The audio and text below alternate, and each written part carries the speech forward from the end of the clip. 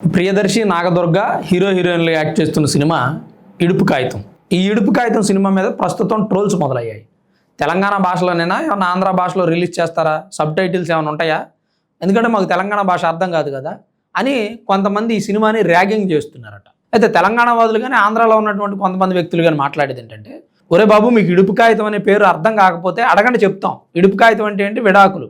ఇడి కాగితాలు, ఇడుపు కాగితాలు అని పాతకాలంలో పెద్దోళ్ళు కూర్చొని ఈ కోర్టులు, పోలీసు వ్యవస్థ ఇంత పటిష్టంగా లేనప్పుడు కూర్చొని చెట్ల కింద పంచాయతీలు చేసి భార్యాభర్తలు ఎవరైనా గొడవలు పెట్టుకుంటే ఇరువురి మధ్య కాగితాలు రాసి పంపించేవాళ్ళు. ఇప్పటికే అలాంటివి జరుగుతూ ఉన్నాయి అనుకోండి.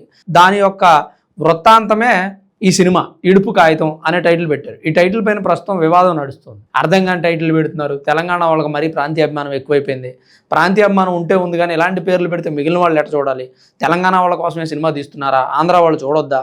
అర్థమయ్యేటట్టు ఆంధ్ర వాళ్ళకి సబ్ టైటిల్స్ వేయండి అని చెప్పి ఈ సినిమాని ప్రస్తుతం ట్రోల్ చేస్తున్నారు. ఈ సినిమాని ట్రోల్ చేయటం వల్ల సినిమా వాళ్ళకి కాస్త ప్రమోషన్ ఖర్చు తగ్గిందని చెప్పుకోవచ్చు.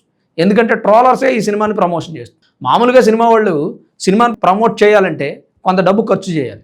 ఆల్రెడీ సోషల్ మీడియాలో ఒక చిన్న సినిమా ఇంత పెద్దగా ప్రమోట్ అవుతుందంటే దానికి కారణం ఈ సినిమా టైటిల్ అని కూడా చెప్పుకోవచ్చు, ఇడుపు కాగితం. సో మరి ఇడుపు కాగితం టైటిల్ మీద మీ అభిప్రాయం ఏంటి? డివోర్స్ అనే పదానికి అర్థం తెలియక, తెలుగు తెలియక, తెలంగాణ తెలుగు తెలియక కొంతమంది కన్ఫ్యూజ్ అవుతూ ఉన్నారు. తప్పకుండా మీ అభిప్రాయాన్ని కామెంట్ రూపంలో రాయండి.